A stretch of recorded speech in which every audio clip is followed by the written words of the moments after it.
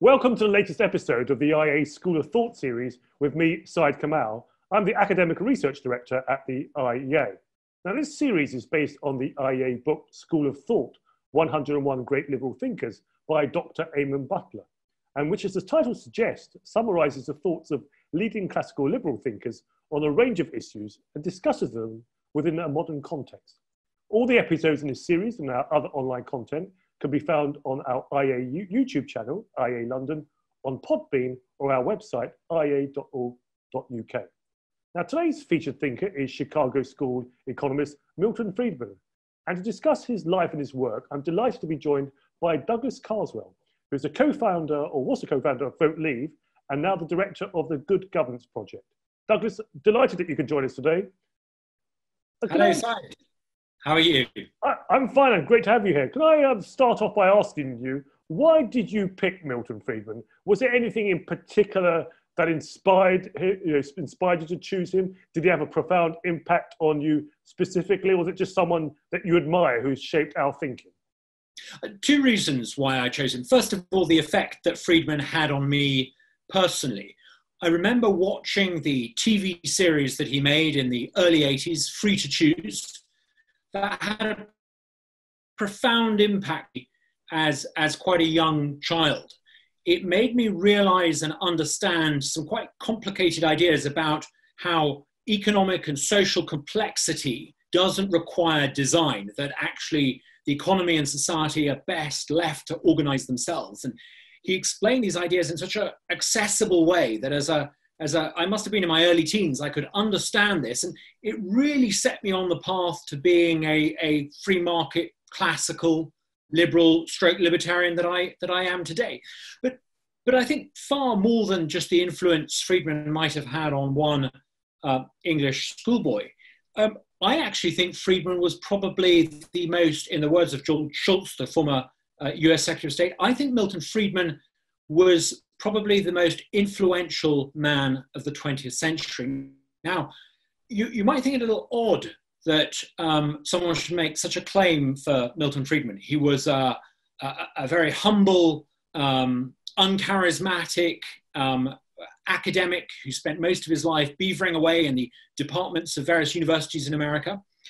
Yet I think George Shultz was right to describe Friedman as one of the most influential figures of the 20th century. Because Friedman, he may not have run a country, he may not have been a president, he may not have won elections, but he wrote the script for the people who did hold that office, that high office. He wrote the script for Ronald Reagan and Ronald Reagan's economic reforms. He wrote the script for Margaret Thatcher and Thatcher's reforms. He even influenced China in 1978, 78, 79, China started to liberalize. And we know that he had an influence on Zhao Ziyang, one of the key architects of Deng Xiaoping's reforms. And we know that he had this direct influence on policymakers in China. Arguably, Friedman set China on this path towards economic liberalization, which saw China take off, and perhaps the biggest geopolitical event of the past 100 years or so. Friedman didn't influence the way Britain and America and the West and the way China are governed. He also popularized these ideas. So he left behind a legacy of a world that was increasingly open to the free market, open to globalization, open to specialization and exchange, a world that we increasingly take for granted. And he popularized these ideas and he made them electorally successful and sustainable. And I think that is a phenomenal achievement for one rather uncharismatic, rather academic policy wonk from the University of Chicago. I think he wrote the script that changed the world and changed it for the better. What's interesting about your answer there is normally in this series, we often ask the guest to talk about whether they had an impact immediately or it took time. Clearly, he had an impact immediately, and also he influenced you. What do we know about who Milton Friedman himself was inspired by or influenced by? Well, what I found quite interesting about Friedman is he didn't really get going in many ways until quite late on in life. He was born in 1912. He was an academic who graduated and started doing some studies at the University of Chicago in the depths of the Depression. I don't think he really formulated some of his ideas until the 60s, when he first wrote a book called Capitalism and Freedom, 1962, I think it was, and that brought him to national attention in the States. But it wasn't until he was 65, until he was really quite late in his career, that he started to produce the great Free to Choose series that made him a household name, and indeed changed the way that households around the world thought about politics and the economy. So I suspect a lot of the ideas that we now associate with him, I think probably took quite a long time to germinate within him. He I don't think was the critic of American monetary policy and the New Deal and the response to the Depression that he was by the time he wrote his book, The Monetary History of the United States. So I think he took quite a long time, a little bit like Margaret Thatcher. Thatcher didn't become a Thatcherite straight away. I don't think Friedman was born a Friedmanite. He got there incrementally. And it wasn't really until the 60s that we start to see him create this incredibly powerful alternative narrative about how the economy should be run. Of course, for most of his early career, the Keynesian orthodoxy, this is the idea that governments should manage aggregate demand in an economy and keep unemployment down by fiscal stimulus. He challenged that, but he only started, I think, to really effectively challenge that from the 60s and then through the 70s. And his real influence, I think, came about by the late 70s and then the 80s under Thatcher and Reagan. But he took him, and as someone who's, I think, fair to describe as middle-aged, I love the idea of someone becoming increasingly influential and effective and original in their thought as they approach later life. He certainly didn't have his most inspiring ideas when he was young. And I think you and I, as both former politicians, I hope that we will continue. We will develop our ideas and inspire others, in our post-political lives, as it were. Now we know that he studied. I think it was under Frank Knight, who would have had some influence on him. Who else do we know that might have had influence on him, or did he ever write about who inspired him? I mean, I think he was influenced by quite a broad spectrum of fellow travelers at the Chicago School in University of Chicago. There was a group of them who became collectively known as the Chicago School.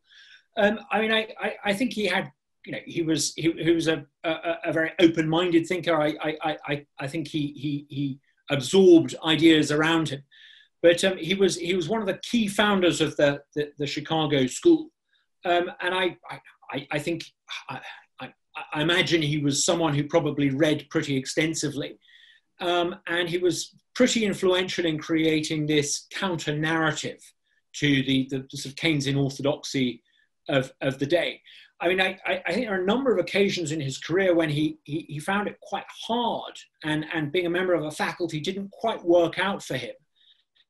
And I suspect that is because some of what he thought and some of his quite original research, which was outside the Keynesian orthodoxy, probably slightly jarred with the prevailing orthodoxy around him. I mean, I don't think it's perhaps as bad as academia in America today, where, if you don't conform and subscribe to certain orthodoxies, you won't get a look in. But I think he certainly was part of a small group of academics who, in the 50s and the 60s, were well outside the Keynesian mainstream. In terms of influence, and there is a saying, behind every great man, there's a great woman. And he did co-author some of his books, or write with his wife, Rose Friedman. What do we know about that partnership and how they influenced each other? It was very much a partnership. I mean, I'm such a fan of Milton Friedman and indeed Rose Friedman, his wife. At the end of last year, I traveled to Vermont, where Rose and Milton built a cottage in the hills, the mountains of Vermont. And outside the cottage today, there is a statue, a monument to both of them. And it's a full bronze sculpture of both Rose and Milton sitting on a bench overlooking the green hills of Vermont. And I think it's a very, very fitting tribute to Milton Friedman, because he was very much part of a package. He met Rose at the University of Chicago when he was relatively young, and they were very much a partnership. when he came to produce the Free to Choose television series, which really made his name and had a profound impact upon the political climate on both sides of the Atlantic, and I would say perhaps even paved the way for Thatcherism, he very much did that in partnership with Rose. I was talking to Bob Chister, who was a young man at the time who helped Milton Friedman and Rose Friedman make that series. And it was very much a partnership between Rose and Milton. And if you talk to Bob about the experience of producing that series, I think Rose certainly helped him to articulate and encapsulate some of the thoughts he was trying to articulate and encapsulate. She was very much an academic in her own right. She was clearly very influential in how he thought. And, it's very difficult, I think, to think of Milton Friedman without some reference to Rose, his wife, who was very much as intellectually equal. Now, you spoke about the Chicago School, and we know within the classical liberal movement, there's quite a bit of debate between the Chicago School and the Austrian School to this day. During his time, did he engage quite vehemently in that debate, or was it just very much a free flow of ideas, or was there a sort of Chicago School Austrian tension in his time? Well, I think there was. I mean, there's something called the Chicago Plan. I can't remember exactly when it was published, but he sort of, I think, ideologically played lip service to it, and he was sympathetic. It was the idea that you could have 100% fractional reserve banking, and that you could get rid of the ability of the banks to create artificial credit. And I think he could certainly understand that Austrian school argument. And indeed, in my own time as a member of parliament, I had a great deal of sympathy for Austrian school economics. I introduced a bill in parliament to try to end fractional reserve banking. But one of the reasons why I'm very drawn to Friedman is because I think Friedman actually slightly veered away from that 100% anti-reserve banking Austrian ideal. He, I think, recognized that governments needed to focus on controlling the money supply. I suspect that his response to the financial crisis of 2007, 2008 would have been to be fiercely critical of the Greenspan part, the easy money economics, the low interest rate policy pursued by central bankers, which created the credit bubble. I suspect he probably would have been fiercely and indeed was critical of some of the bailouts. But I don't think he would have gone as far as some of the Austrians would have gone, which is to say that, frankly, there should be no fractional reserve banking whatsoever. He was very good at offering practical solutions for politicians of his day without compromising on principles. I think there is a tension between Friedman-style monetarism, which is not Austrian school economics, and the ideas of people like von Mises. I find Friedman intriguing precisely because I think he straddles, as many of us on the free market conservative right do, he straddles that tension. I'm not sure actually if it's a tension that is easily resolved. He was in favor of free floating exchange rates. He was critical of the Bretton Woods system, and he advocated, it was a very radical idea when he was advocating it, that exchange rates should be allowed to float. But whether or not the current system of 100% fiat currency that we have with free floating exchange rates is entirely sustainable, whether or not perhaps we might have to look again at some of the Austrian ideas, I don't know. The one thing I do know about Friedman is he constantly challenged his assumptions. He constantly questioned his assumptions. At one time, he was a monetarist, a powerful advocate of the idea of governments controlling the money supply. Later on in his career, towards the end of his time, he was still writing columns and still writing articles and still thinking. He said one or two things that suggest he might have been slightly critical of how governments, particularly under Greenspan, had been using monetary targeting. So, he was clearly someone, I think, who was willing to, as Keynes, his intellectual nemesis, perhaps said, when facts and circumstances changed, he was willing to change too. He wasn't an ideological gold bug. It's interesting you say that because we know his son, for example, David Friedman, on the spectrum of classical liberal thinking, is very much an anarcho-capitalist, whereas Milton himself did see a role for government, particularly, for example, in areas of education, for example. Now, given that, where do you think personally, I know you're an admirer of his, where do you think that where are the issues that, or what are the issues that you might disagree with Milton Friedman? Well, I'm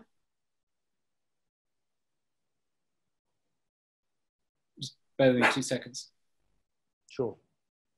There's noise in the background.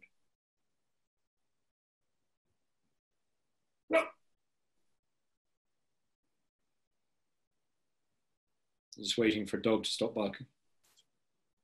Is that good? Yep. Friedman advocated for a negative income tax. And I would be rather skeptical about the idea of a negative income tax, partly because that idea has re-emerged today under the guise of a so-called universal basic income. I mean, I think there are important differences between what Friedman was talking about when he said there should be a negative income tax and what some of the advocates for universal basic income tax are promoting, which is basically a form of radical redistribution. But I would be very cautious about giving any ground at all to the UBI movement. I think it's profoundly dangerous. And I think it could end up giving us a form of redistributive socialism. And I'm always rather cautious and cool towards fellow travellers on the free market right who promote this idea of a UBI on the basis that Friedman had some sympathy for it. One area where I think Friedman is particularly relevant today and going to become relevant is the idea of education choice. Sadly, Reagan, Thatcher, and pretty much every Western government, with a few exceptions, never really took him up on his ideas on a school voucher. You could argue that perhaps Sweden did, and to some extent Chile has got there. You could argue that some US charter schools are moving in that direction, but there's nothing like the simplicity and the universality of the school voucher that Friedman wanted. I think that the actions of teaching unions and the failure of public sector schools in Britain and America and in parts of Europe to actually reopen are going to raise once again this idea of a school voucher. If the people that you pay to educate your children starting in September are not willing to open their school for whatever reasons and whatever pretexts, surely you should allow parents, as Friedman advocated, a right to control their child's share of the local government education budget. So I think there are ideas that Friedman had that were never implemented, which are actually going to become increasingly more relevant and increasingly topical. Now, you spoke earlier about how Milton Friedman might have reacted to the government reaction and their policies in the light of the global financial crisis. We see something similar now. We're in the middle of a lockdown or pandemic. And of course, we've seen a massive government intervention, more spend of taxpayers' money, etc. How do you think Milton Friedman would have been reacting now? What would he have been saying and writing in response to the government's response to the pandemic? Well, I think Friedman would look in despair at some of the macroeconomic policy making that we've seen over, not just over the past 6 months during the COVID crisis, but possibly over the past decade or so since the financial crisis. This reckless accumulation of debt, it ultimately undermines the monetary system. And I think there's not much point in being a monetarist if your government is generating so many IOUs and so much quantitative easing and so much Mickey Mouse money that it runs a risk of crashing the whole system. I think Friedman would understand that you need to have a free labour market and you need to have a pricing system to reallocate resources. Now, the COVID crisis and the shutdown, whether you think it's necessary or not, it's happened. It's going to mean enormous economic dislocation. I think Friedman would be arguing that what you need to do is to allow the market to reallocate those resources as quickly as possible. having a furlough scheme that pays people to sit around doing nothing in jobs that are not going to be there when they eventually have to go back to work, that's not a smart move. Actually, what you need to be doing is you need to be allowing people back into the labour market sooner rather than later. If people are not going to have a job to go back to, you need to give them the bad news as quickly as possible so they can begin to find new jobs. Instead of introducing measures like a digital tax to try to save the high street, I think Friedman would recognize that that's simply folly. What you should be doing is you should be removing restrictions, you should be liberalizing, you should be allowing the free market. And if that means that there's going to be a recalibration of the way that retail operates, then so be it. You can't ultimately prevent things from happening and prevent innovation from happening by using the tax system. All you can do is add to human misery and economic stagnation. So I think he would recognize that actually the way out of this crisis is for governments to do less, for governments to start to spend less, to live within their means, and for us to liberalize. I suspect he would also be saying that, look, during the height of the lockdown, we suddenly found that there are a whole bunch of regulations that actually you could put to one side and the world wouldn't fall apart. Why don't we seriously rethink some of the regulations that we have in place? I think he would see opportunities in the dislocation that we're seeing. The fact is, you and I are having this conversation using technology. We've been forced into having these sorts of dialogues. You do this series for the IEA incredibly effectively.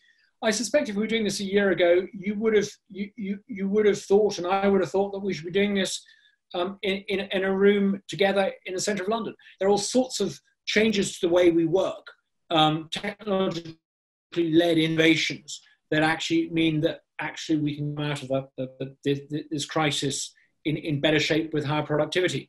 But Friedman would have recognised that the way to get out of this mess is to allow the free market and innovation, not to try and do it by government blueprint and design. Well, Douglas Carswell, has been a fascinating discussion about Milton Friedman. To sum up, if you like, what would you, if someone said to you, "Oh, come on, Douglas, you've chosen Milton Friedman. What is it about him? What should everyone know about Milton Friedman?" Either as an elevator pitch or just generally, what would you say? Do you know why Friedman is so relevant today? Why he's more relevant than he's ever been? Precisely because the legacy that he left us of a free and open world where you can buy and sell things freely between countries, that legacy is under attack as never before. Battles that we had assumed we had won in the 80s and the 90s, we're going to have to fight again. Now, Friedman showed us how to do this. Friedman used the technology of his day, which was television, and he used the medium of his day, prime time, public service broadcasting in America, to get his message across. We need to ask ourselves, how can we do what Friedman did? How can we make the case for freedom and for free markets? And what would be the new way of doing it? And I think free market think tanks around the world, like the IEA, we should all be asking ourselves, what would Milton be doing today? He wouldn't be remaking Free to Choose the way he made it in 1980. He would be doing it in all sorts of innovative, clever new ways. He'll be doing some things like Live with Littlewood, programs like this. I think we should all be inspired by Friedman. And the reason why Friedman was such a powerful advocate is because he had this incredible authenticity. He wasn't the most charismatic speaker. He certainly didn't look particularly telegenic. He was quite short. He was bald, not that there's anything wrong with being bald. I say so myself as someone who's vocally challenged. He wore glasses, but he had this magnetic quality because when you looked into his eyes, when he was explaining a complex idea in that very folksy way he had, you knew he believed it. And that authenticity, that sincerity, that's what came across to tens of millions of people. And we've got to find a new way of capturing that to make the ideas for liberty afresh and anew. If we don't, Friedman's golden age and the golden age he helped create will be the aberration. We need to refight the battles that he fought and fight them anew. And we can do it, but we should do it the way he did it. And he's inspirational to all of us. That reminds me of something I was told very early on as a young PhD student, that the battle for liberty is never over. And even when Francis Fukuyama wrote The End of History of the Last Man and Liberal Democracy had triumphed, you look a few years later, in the United Kingdom, we nearly had a Marxist government. Who would have thought that in 2020, we would be talking about people being thrown out of universities for saying things that aren't approved of? The left would become all censorious and banning things left, right, and centre, and that we would be looking at a conservative chancellor wanting to impose new taxes to try to stop economic innovation. We need to regather and refight these ideas. And the IEA is doing a fantastic job, and well done to you for all that you do in the fight for freedom. It is inspirational to me, and I hope it's inspirational to those who watch your show, Syed. I thank you for all you do. Well, I don't think I could add anything more to that, but Douglas, thank you very much. Douglas Carswell, thank you very much for joining us today to discuss one of the great classical liberal thinkers, American economist, Chicago School economist, Milton Friedman. And thank you to our viewers and our listeners. For more details about online content, please go to our website, ia.org.uk, subscribe to our YouTube channel, IA London, or listen to our podcasts on Podbean. And to help us keep providing free content during these tough times, please do consider making a contribution to help with the dissemination of free ideas, no matter how modest, by donating online at ia.org.uk/donate-now. Thank you for watching or listening today. We hope that you'll join us again soon.